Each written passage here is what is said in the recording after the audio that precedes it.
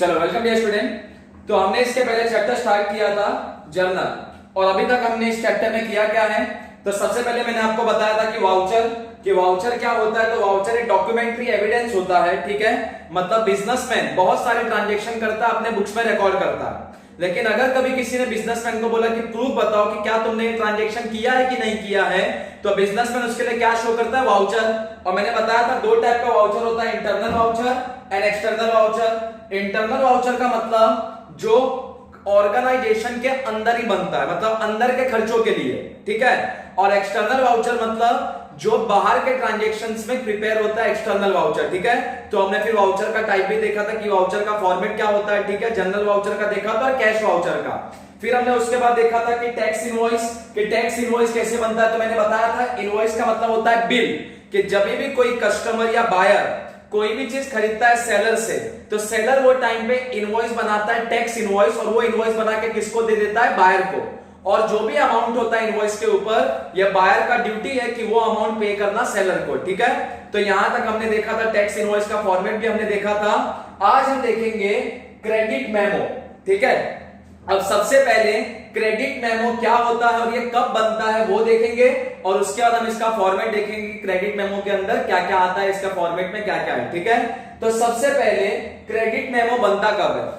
अब नॉर्मली कोई अगर सेलर है, मतलब कोई अगर बिजनेसमैन है, तो बिजनेसमैन जब सेल करता है, मतलब जब कोई भी चीज को बेचता है, तो वो दो तरीके से सेल कर सकता है, या तो कैश में सेल करेगा या तो सेल करेगा क्रेडिट में। कैश में सेल किया मतलब इमीडिएटली सेल किया, वही टाइम पे पेमेंट मिल गया। और क्रेडिट में सेल किया मतलब सेल अभी किया और पेमेंट कुछ दिनों के बाद मिलेगा, ठीक है। तो कैश सेल का मतलब इमीडिएटली सेल किया, इमीडिएटली पेमेंट मिल गया, ठीक है। जैसे मान लो कि तुम सेलर हो और तुम्हारा खुद का दुकान है, तुम्हारे दुकान पे कोई भी कस्टमर आया, तुमने उसको गुड्स बेचा और उसने इमीडिएटली पेमेंट कर दिया, तो उसको बोलते हैं कैश सेल। और क्रेडिट सेल का मतलब कि मान लो तुम सेलर हो, तुम्हारे दुकान पे कोई कस्टमर आया, तुमने उसको गुड्स बेचा, लेकिन उसने इमीडिएटली पेमेंट नहीं किया, उसने क्या बोला कि कुछ दिन के बाद पेमेंट करूंगा। तो जब भी क्रेडिट सेल होता है, क्रेडिट सेल मतलब जब भी उधारी पे सेल किया जाता है, मतलब बिजनेसमैन जब क्रेडिट पे सेल करता है, तो वो टाइम पे वो प्रिपेयर करता है क्रेडिट मेमो, ठीक है। तो क्रेडिट मेमो कब बनता है, जब क्रेडिट पे सेल करते हैं तब, ठीक है। तो यही बोला यहाँ पे, as and when goods are sold on credit the seller prepare credit memo. मतलब जब भी गुड्स क्रेडिट पे बेचा जाएगा, तो वो टाइम पे जो सेलर होता है वो सेलर प्रिपेयर करता है क्रेडिट मेमो, ठीक है। आगे बोला है it is supported by outward invoice. It is supported by outward invoice का मतलब जब भी सेलर गुड्स को सेल करेगा, चाहे कैश में सेल करे चाहे क्रेडिट में सेल करे, वो टाइम पे वो क्या बनाता है, इनवॉइस। इनवॉइस का मतलब कि बिल, कि बायर से कितना रुपया लेना है, वो बिल बना के बायर को देता है। अगर कैश सेल करेगा तो खाली एक ही चीज बनेगा, सिर्फ और सिर्फ इनवॉइस। लेकिन अगर क्रेडिट सेल करेगा, मतलब मान लो कोई सेलर है और उसने क्रेडिट सेल किया, तो वो इनवॉइस भी बनाएगा और इनवॉइस के साथ साथ क्या बनाएगा, क्रेडिट मेमो, ठीक है। तो क्रेडिट मेमो खाली कौन से सेल में बनता है, क्रेडिट सेल में, कैश सेल में बनेगा नहीं। और जो इनवॉइस है ये दोनों सेल में बनेगा, चाहे कैश में सेल करे चाहे क्रेडिट में, दोनों टाइम पे तुम्हारा इनवॉइस बनेगा, ठीक है। आगे बोला है it is prepared in duplicate और ट्रिप्लीकेट। ये जो क्रेडिट मेमो होता है, इसका कितना कॉपी बनता है, कभी कभी इसका 2 कॉपी बनता है और कभी कभी इसका 3 कॉपी बनता है, ठीक है। अगर 2 कॉपी बनेगा क्रेडिट मेमो का, मतलब सेलर अगर 2 कॉपी बनाएगा, एक अपने लिए और एक बायर के लिए, तो उसको बोलते हैं डुप्लीकेट। और अगर सेलर उसका 3 कॉपी बनाएगा तो उसको बोलते हैं ट्रिप्लीकेट, ठीक है। आगे बोला है the original copy of invoice is sent to the buyer and the carbon copy is retained by the seller which is useful for him to record credit sale। अब मान लो कि सेलर ने क्रेडिट मेमो डुप्लीकेट बनाया, duplicate मतलब 2 copy बनाया, 2 copy. तो 2 copy को क्या करेगा, जो ओरिजिनल होगा वो सेलर अपने खुद के पास रखेगा, और जो कार्बन कॉपी मतलब जो डुप्लीकेट होगा वो किसको दे देगा, बायर को, ठीक है। कार्बन कॉपी मतलब आपने दुकान पे देखा होगा, बहुत से लोग जब बिल बनाते हैं नीचे वो कार्बन रखते हैं, तो जो ऊपर लिखते हैं ऑटोमेटिकली नीचे और एक बार कार्बन पे छप के आ जाता है, ठीक है। तो अगर कोई सेलर है और उसने अगर क्रेडिट मेमो का डुप्लीकेट किया, मतलब 2 कॉपी बनाया क्रेडिट मेमो का, तो जो ओरिजिनल होगा सेलर खुद रखेगा और जो कार्बन कॉपी होगा किसको दे देगा, बायर को। तो यही यहाँ पे बोला है कि the original copy of invoice is send to the buyer, ठीक है, कि जो ओरिजिनल कॉपी होगा, जो ओरिजिनल कॉपी होगा वो ओरिजिनल कॉपी किसको दे देगा, बायर को, और जो कार्बन कॉपी होगा वो सेलर अपने पास खुद रखेगा, ठीक है। जो ओरिजिनल कॉपी होगा जो बनाएगा वो दे देगा बायर को, और जो कार्बन कॉपी होगा वो सेलर अपने पास खुद रखेगा। तो क्रेडिट मेमो का अगर 2 कॉपी बनता है तो जो ओरिजिनल है वो सेलर किसको दे देगा, बायर को, और जो डुप्लीकेट है मतलब जो कार्बन कॉपी है वो अपने पास रखेगा। तो यही यहाँ पे भी बोला है कि the original copy of invoice is sent to the buyer and the carbon copy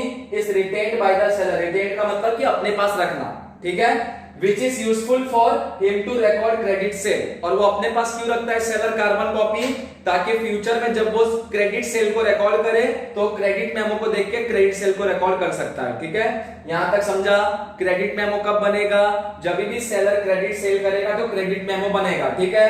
credit memo invoice के साथ बनता है, क्रेडिट सेल के अंदर, कैश सेल के अंदर क्रेडिट मेमो बनता नहीं है।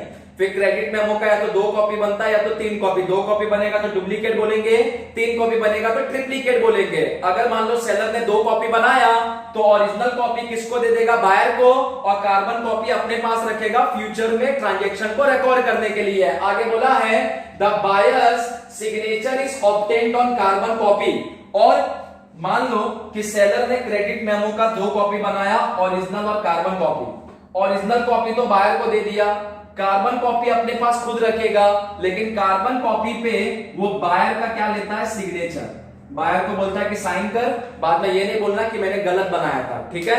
आगे बोला है द पीरियड ऑफ क्रेडिट और due date for payment is mentioned in the bill.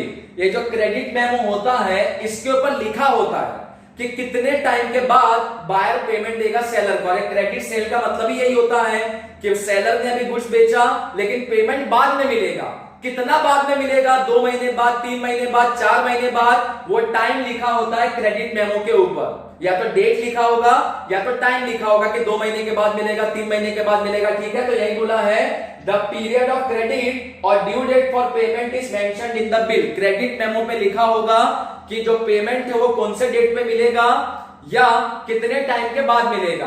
आगे बोला है credit memo are in the form of bound book and serially number. ये जो क्रेडिट मेमो होता है जो सेलर बनाता है ये बुक के टाइप में होता है, जैसा बिल बुक होता है, देखोगे आप लोग दुकान के ऊपर बिल का बुक होता है, तो उसी तरह बुक होता है क्रेडिट मेमो का, और ये सीरियली नंबर होता है। मतलब मान लो कि पहला उसमें बुक के अंदर 1 होगा क्रेडिट मेमो, उसके बाद सेकंड होगा, फिर थर्ड होगा। जैसे अपना पेज नंबर होता है बुक के अंदर, वैसे क्रेडिट मेमो का भी नंबर्स होता है, ठीक है। तो ये था कि क्रेडिट मेमो क्या होता है, कब बनता है, ठीक है। देखो फटाफट देख के क्रेडिट मेमो क्या होता है। जब भी सेलर क्रेडिट सेल करेगा तो क्या प्रिपेयर करेगा, क्रेडिट मेमो, खाली क्रेडिट सेल में, ठीक है, कैश सेल में नहीं। कैश सेल में खाली क्या बनेगा, इनवॉइस। क्रेडिट सेल में दोनों बनेगा, इनवॉइस भी बनेगा, क्रेडिट मेमो भी बनेगा। उसके बाद नॉर्मली क्रेडिट मेमो का कितना कॉपी बनता है, 2 कॉपी या 3 कॉपी।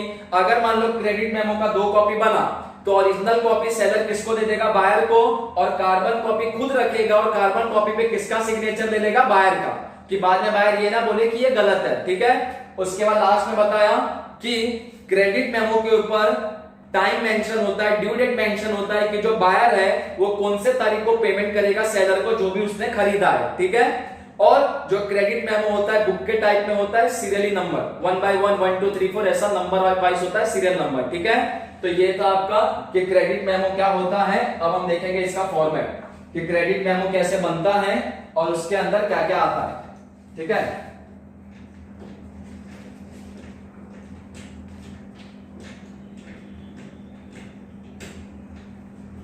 चलो तो अब इसका हम फॉर्मेट प्रिपेयर करते हैं।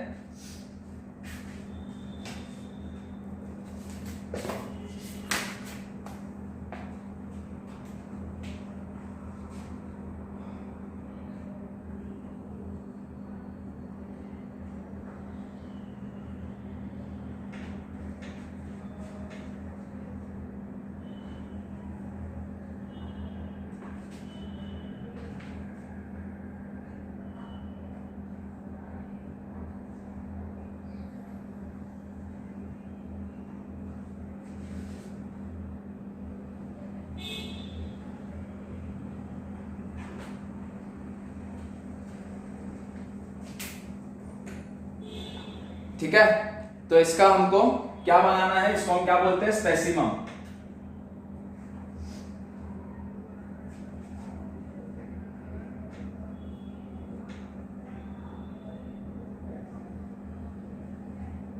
ओके, अब सबसे पहले ऊपर जो कंपनी है उसका नाम और उसका एड्रेस आएगा, ठीक है, सबसे टॉप पे, ठीक है। तो क्रेडिट मेमो, अभी तक जो हम नाम लेते आ रहे हैं कैश वाउचर में, इनवॉइस में, वही नाम यहां पे भी लेते हैं, ठीक है। और अगर कुछ और नाम लेना है तो हम कुछ और भी नाम ले सकते हैं, ठीक है। तो कुछ भी यहां पे हम नाम ले सकते हैं, तो हम सेम ही नाम लेते हैं, रिलायबल पब्लिकेशन लिमिटेड, ठीक है। उसके बाद हम इसका एड्रेस ले सकते हैं कि कहीं पे भी, मुंबई में मान लो, कहीं पे भी एड्रेस ले सकते हैं, या कहीं का भी एड्रेस हम ले सकते हैं, यहाँ पे कोई कंपल्शन नहीं है, ठीक है। जो क्वेश्चन में दिया होगा वो एड्रेस हम यहाँ पे लेंगे, ठीक है। क्वेश्चन में अगर बोलेगा बनाने के लिए क्रेडिट मेमो, तो सब डिटेल देगा कि कौन से कंपनी का बनाना है, कहां पे उसका एड्रेस है, ठीक है। उसके बाद ये TEL का मतलब होता है कि टेलीफोन नंबर, कि अगर ये कंपनी का कुछ लैंडलाइन नंबर होगा, टेलीफोन नंबर होगा, तो वो यहां पे आता है। उसके बाद है टेलेक्स, बहुत से कंपनी फैक्स का यूज करते हैं, फैक्स मशीन का, ठीक है, जिसमें कोई भी डॉक्यूमेंट हम भेज सकते हैं एक जगह से दूसरे जगह पे, तो वो टेलेक्स, ठीक है। अगर कुछ नंबर होगा तो वो नंबर यहां पे आएगा। उसके बाद ईमेल आईडी, अगर कंपनी का कुछ ईमेल आईडी है तो वो ईमेल आईडी यहां पे आएगा, ठीक है। उसके बाद यहां पे क्या आएगा, तो क्रेडिट मेमो नंबर। मैंने बताया था कि क्रेडिट मेमो जो होता है वो सीरियल नंबर में होता है, 1 2 3 4 5 6, तो जो भी क्रेडिट मेमो का नंबर होगा वो नंबर यहां पे आएगा। उसके नीचे क्या आएगा, तो उसके नीचे आएगा तुम्हारा डेट, ठीक है। क्रेडिट मेमो के नीचे तुम्हारा क्या आएगा, तो डेट आएगा, ओके। उसके बाद 2 कि ये क्रेडिट मेमो हम किसके लिए बना रहे हैं, ठीक है। तो उसका नाम जो भी होगा, नाम एड्रेस हम यहां पे दे सकते हैं, ठीक है, कि ये क्रेडिट मेमो हम किसके लिए प्रिपेयर कर रहे हैं। उसके बाद ऑर्डर नंबर,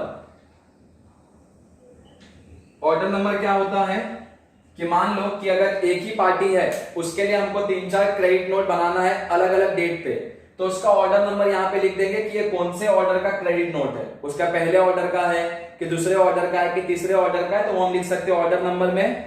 उसके बाद डेटेड, अब ये डेटेड बोलोगे सर एक बार डेट लिखा वापस से डेट के लिए, तो ये जिस डेट पे ऑर्डर मिला वो वाला डेट, कि जैसे ऑर्डर नंबर 1 है तो ऑर्डर नंबर 1 कौन से डेट पे मिला उसका हम बना रहे क्रेडिट नोट। जैसे ऑर्डर नंबर 2 है तो ऑर्डर नंबर 2 कौन से डेट पे मिला तो उसका हम बना रहे क्रेडिट नोट, ठीक है। उसके बाद अपना ये हो गया ऑर्डर नंबर और डेटेड। उसके बाद आता है चालान नंबर,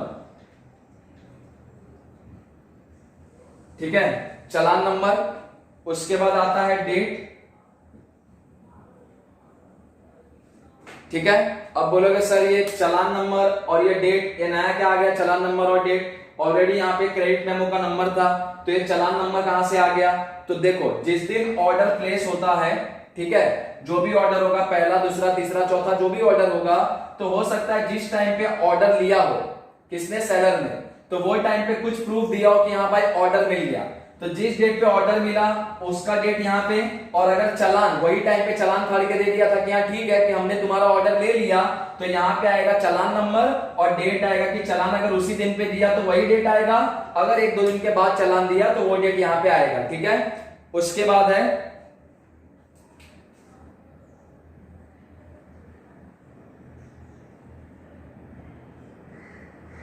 उसके बाद तुम्हारा नेक्स्ट दोनों चीज है कि आरआर नंबर, और उसके बाद है तुम्हारा आरआर नंबर के बाद की इसका की डेट, ठीक है। अब ये आरआर नंबर और ये डेट क्या है, अब देखो यहाँ पे बहुत सारे चीजें आए हैं, जैसे क्रेडिट मेमो नंबर तो समझ में आ गया, जो भी हम क्रेडिट मेमो बनाएंगे सीरियल नंबर में होता है तो वो नंबर यहाँ पे आएगा। ऑर्डर नंबर मतलब कौन सा ऑर्डर हम ले रहे हैं, पहला दूसरा तीसरा, कौन से डेट पे ले रहे हैं, चालान अगर वही डेट पे दे दिया तो चालान नंबर आएगा, और डेट कि अगर उसी डेट पे चालान दिया तो वो डेट आएगा, अगर किसी और डेट पे चालान दिया तो वो डेट यहाँ पे मेंशन होगा, ठीक है। उसके बाद यहाँ पे ये आरआर नंबर है, ठीक है। तो ये आरआर नंबर और उसके बाद उसका डेट। अब ये आरआर नंबर क्या होता है, तो एक तरीके से इसको बोलते हैं कि रिसिप्ट नंबर, ठीक है। कि हाँ भाई कि जो तुम्हारा ऑर्डर था हमने वो ऑर्डर रिसीव कर लिया है और कौन से डेट पे रिसीव किया तो उसका यहाँ पे डेट। कभी कभी क्या होता है, ऑर्डर कोई और डेट पे देते हैं, चालान किसी और डेट पे फाड़ा जाता है और जो रिसिप्ट होता है ऑर्डर वो किसी और डेट पे होता है कि सेलर के पास आने में टाइम लगता है, ठीक है। तो वो यहाँ पे आएगा कि कौन से डेट पे रिसीव किया वो और कितना रिसिप्ट नंबर है। उसके बाद है तुम्हारा कि क्या चीज को सेल किया है, मतलब कि जो सेलर है उसने बायर को क्या बेचा है, तो उसका यहां पे पूरा डिस्क्रिप्शन आएगा कि सेलर ने बायर को क्या बेचा है।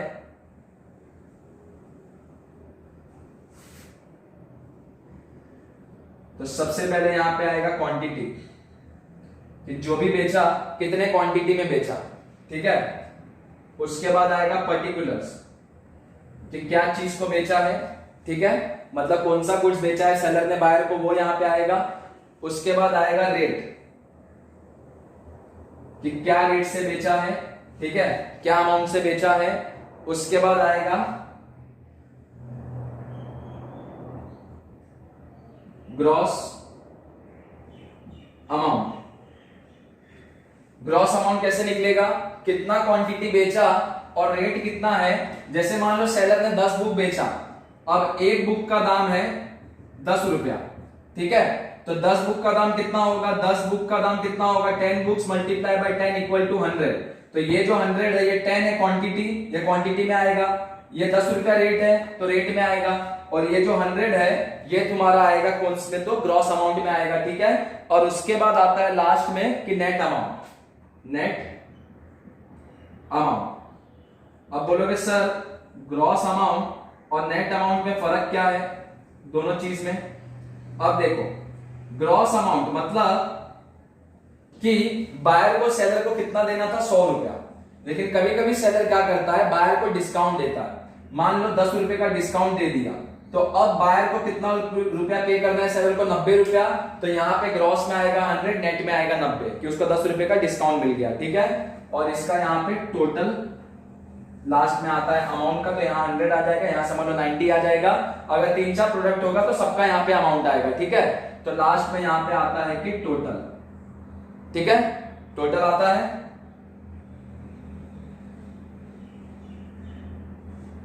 जो भी टोटल होगा, एक अमाउंट हो 2 अमाउंट हो, सबका यहाँ पे टोटल लेंगे लास्ट में, ठीक है।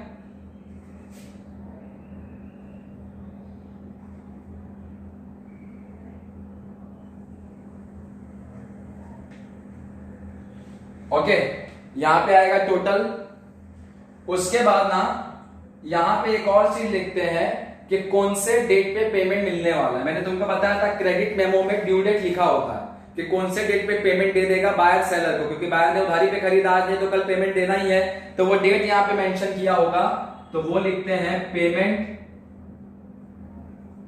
ड्यू ऑन और बिफोर डैश, मतलब पेमेंट ड्यू ऑन और बिफोर डैश। ऑन और बिफोर का मतलब या तो उस डेट पे पेमेंट मिलेगा या वो डेट के पहले पेमेंट मिल जाएगा, ठीक है। तो पेमेंट ड्यू ऑन और बिफोर, या तो वही डेट पे पेमेंट मिलेगा या तो वो डेट के पहले पेमेंट मिल जाएगा, किसको, तो सेलर को, ठीक है, बायर से। ओके, तो ये चीज आया। उसके बाद यहां तक अपना ये नॉर्मल है कि इतना कंटेंट तो यहाँ पे आएगा ही, ठीक है। और यहाँ पे एक और चीज आता है कि ये जो बिजनेस है, हमने नाम लिखा रिलायबल पब्लिकेशन लिमिटेड, तो इसका क्या चीज का बिजनेस है, तो वो चीज यहां पे मेंशन करते हैं। तो मान लो कि ये होलसेल बुक सेलर है, होलसेल बुक सेलर मतलब ये बुक बेचने का काम करते हैं, तो वो चीज मान लो कि यहां पे आएगा, ठीक है, कि ये बुक बेचने का काम करते हैं होलसेल में, तो होलसेल बुक सेलर, ठीक है। तो इतना चीज आप लिखो। अभी तक हमने क्या देखा कि कंपनी का नाम, एड्रेस आता है, टेलीफोन नंबर आता है, फैक्स नंबर आता है, ईमेल आईडी आता है, ठीक है।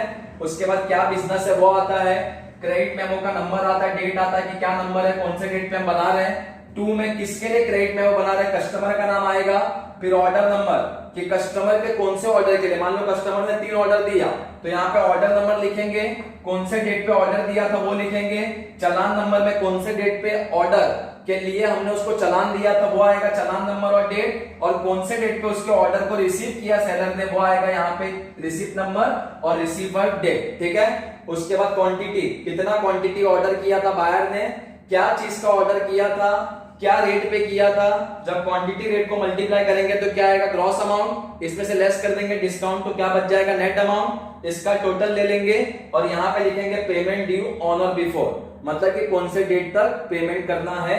ठीक है, या तो वो डेट पे पेमेंट करो या तो उसके पहले करो, पीरियड मेंशन किया जाता है। ठीक है, चलो यहां तक आप बनाओ, इसके नीचे और भी कुछ चीजें तो मैं इसके बाद आपको दिखाता हूं। ठीक है, चलो वहां तक बनाओ फॉर्मेट क्रेडिट नोट का, पहले ये लिख लेना फिर इसको प्रिपेयर करो, उसके नीचे और जो चीजें वो मैं करवाता हूं आपको ऐड।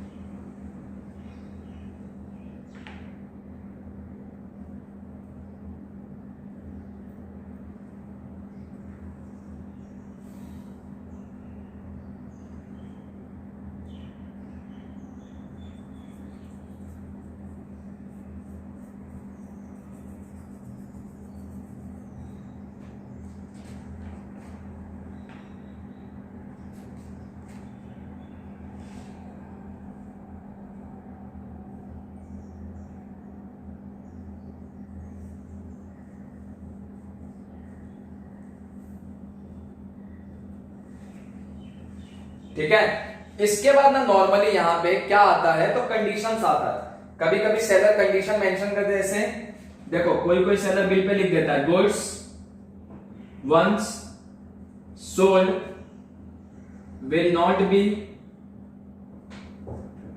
टेकन बैक और एक्सचेंज, मतलब सेलर बिल पे लिख ही देता है कि गुड्स एक बार बेच दिया तो ना तो हम उसको वापस लेंगे ना उसको एक्सचेंज करेंगे। ठीक है, लिख देता है क्रेडिट मेमो पे, या कभी कभी ऐसा भी लिख देता है if payment is not made on due date, if payment is not made on due date then interest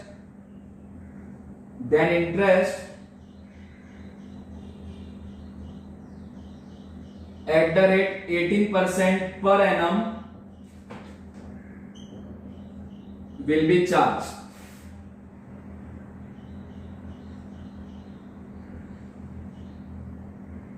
ठीक है, कंडीशंस में क्या लिख दिया जैसे सेलर ने कि लिख देता है ऐसे गुड्स एक बार बेच दिया, goods once sold will not be taken back और एक्सचेंज, ना तो हम वापस लेंगे ना एक्सचेंज करेंगे। ठीक है, फिर ये भी लिख देता है payment is not made on due date then interest at the rate 18% per annum will be charge, मतलब ये भी बोल दिया सेलर ने कि अगर हमको ड्यू डेट पे पेमेंट नहीं मिला, जो भी यहाँ पे डेट लिखा था वो डेट पे अगर पेमेंट नहीं दिया बायर ने तो फिर क्या करेगा सेलर, जो बिल का अमाउंट है, मान लो बिल का अमाउंट है 90 रुपया, वो तो लेगा ही, उसके साथ साथ इंटरेस्ट भी लेगा। कितना इंटरेस्ट लेगा 18%, मतलब 90 रुपए का 18% एक्स्ट्रा लेगा। ठीक है, 90 रुपए का 18% एक्स्ट्रा लेगा। ठीक है, मतलब 90 रुपया तो लेगा ही प्लस ब्याज जोड़ के लेगा। ठीक है, तो ये नॉर्मली बिजनेस में मेंशन कर देता है अपने क्रेडिट मेमो के ऊपर। ठीक है, उसके बाद लास्ट में ई एंड ओई मतलब एरर्स एंड ओमिशन एक्सपेक्टेड, कि हो सकता है कुछ यहाँ पे गलती भी हो, ये भी सेलर लिख देता है मेमो बनाने के टाइम पे। और लास्ट में यहाँ पे क्या आता है तो सिग्नेचर साइन आता है। किसका साइन आएगा तो जो कंपनी है रिलायबल पब्लिकेशन लिमिटेड उसका यहाँ पे स्टैंप और साइन आता है। ठीक है, तो ये हमारा फॉर्मेट है क्रेडिट मेमो का। ओके, तो क्रेडिट मेमो क्या होता है पहले हमने वो देखा, जब भी सेलर क्रेडिट सेल करेगा तो क्रेडिट मेमो बनाएगा, नॉर्मली 2 कॉपी बनाता है, एक कॉपी खुद के पास रखता है और एक कॉपी बायर को देता है, और जो कॉपी खुद के पास रखता है कार्बन कॉपी इस पे बायर का सिग्नेचर लेता है। ठीक है, क्योंकि फ्यूचर में सेलर को काम आता है क्रेडिट सेल रिकॉर्ड करने के लिए। ठीक है, उसके बाद हमने फॉर्मेट देखा कि क्रेडिट मेमो के अंदर क्या क्या आता है। ठीक है, तो ये बेसिक फॉर्मेट है क्रेडिट मेमो का। ओके, तो पहले आप लोग ये लिख लो कि क्रेडिट मेमो क्या है, उसके आगे फॉर्मेट बना लो। कुछ अगर डाउट होगा तो आप मेरे को मैसेज करके कमेंट बॉक्स में आप मेरे को पूछ सकते हो। ठीक है, तो आज के लेक्चर के लिए यही था क्रेडिट मेमो, बाकी इसके नेक्स्ट लेक्चर में देखेंगे इसके आगे का। ओके, चलो क्रेडिट मेमो आप लोग कॉपी कर लो पूरा।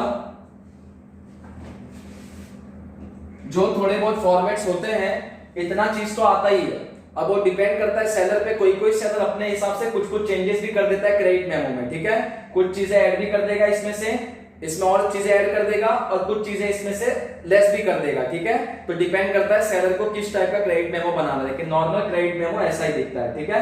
चलो इसको कॉपी कर लो, कोई डाउट होगा तो अपने को मैसेज करके कमेंट बॉक्स में पूछ सकते हो, बाकी मिलते हैं नेक्स्ट लेक्चर में, इसके आगे का देखते हैं, ठीक है। चलो कॉपी कर लो।